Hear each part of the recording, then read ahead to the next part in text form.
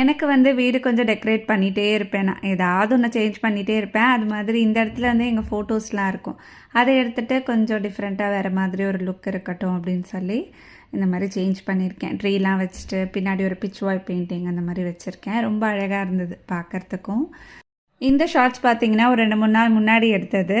Back to back வந்து work இருந்தது. நிறைய வந்து வீடியோஸ் நாங்கள் பிளான் பண்ணி வச்சுருந்தோம். அதெல்லாம் வந்து எடுத்து நாங்கள் போஸ்ட் பண்ணிகிட்டே தான் இருக்கோம்.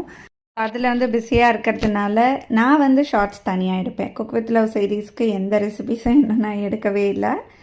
நாளைக்கு வந்து ஏதாவது ஒரு ரெசிபி கண்டிப்பாக பிளான் பண்ணிவிட்டு ஷார்ட்ஸில் போடுறேன்.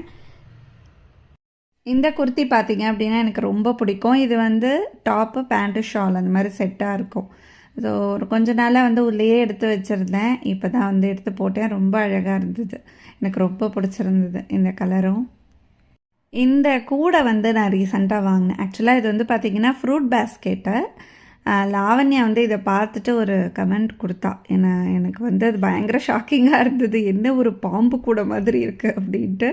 அப்படி தான் இருக்கா அப்படின்னு எனக்கு தெரியல. அவள் சொன்னதுக்கப்புறம் தான் தோணுச்சு, ஐயோ பாம்பு கூடை மாதிரி இருக்கோ, மாற்றி வாங்கிட்டோமோ அப்படின்னு. ஆக்சுவலாக இது வந்து ஃப்ரூட் பேஸ்கெட்டுன்னு தான் போட்டிருந்துச்சு. தக்ஷித்துக்கு வந்து அவங்க ஸ்கூலில் இந்த ஃபோனிக்ஸ் கார்னிவல்னு சொல்லி ஒரு இது இருக்குது. அதுக்கு வந்து ரெடி பண்ணி ஆப்பிள் ரெடி பண்ணி இந்த மாதிரி கூடையில் வச்சு கொடுத்து அனுப்புங்க அப்படின்னு சொன்னாங்க.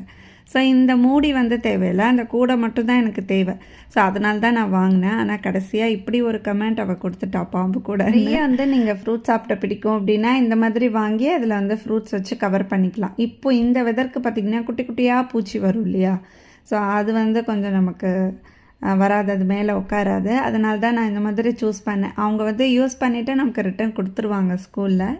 சரி, அதுக்கப்புறமா இந்த மூடி வச்சு கவர் பண்ணி ஏதாவது நம்ம யூஸ் பண்ணிக்கலான்ட்டு. அதில் வந்து ஒரு சில சேஞ்சஸ் பண்ணியிருக்கேன்னு சொன்னேன் இல்லையா? இதில் வந்து பார்த்திங்கன்னா என் ஃப்ரெண்டு கொடுத்த அந்த ட்ரீ லேம்ப், அதுக்கப்புறமா ஒரு பிச்வாய் பெயிண்டிங், புத்தர், பக்கத்துலேயே வந்து ஒரு லீஃப் அப்படியே வச்சுட்டேன்.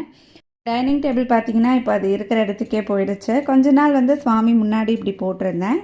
என்னாச்சு அப்படின்னா எதிர்லேயே அந்த டைனிங் டேபிள் போட்ட எதிர்லேயே எங்களுக்கு வந்து ரெஸ்ட் ரூம் இருக்கும். ஸோ அதனால் சரி அது வந்து செட் ஆகாத மாதிரி இருந்துச்சு.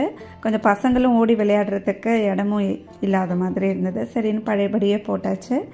ஹோம் டூர் போடுங்க அப்படின்னு சொல்லி நிறைய பேர் கேட்டிருந்தீங்க. ஹோம் டூர் வந்து நான் 2-3 தடவை ஷேர் பண்ணியிருக்கேன். நிறைய வீடியோஸ்லேயும் காமிச்சிருக்கேன். என்னோடய கிச்சனில் கொஞ்சம் வெளிச்சம் இருக்காது. ஸோ இப்போ எனக்கு ஏற்ற மாதிரி நான் கொஞ்சம் செட் பண்ணிக்கிட்டேன், லைட்ஸ்லாம் போட்டு. குக்கிங் வீடியோஸ் எடுக்கும்போது இன்னும் கொஞ்சம் நமக்கு பிரைட்டாக லைட்டிங்ஸ் தேவை. அதனாலே கொஞ்சம் நான் சேஞ்ச் பண்ணியிருக்கேன்.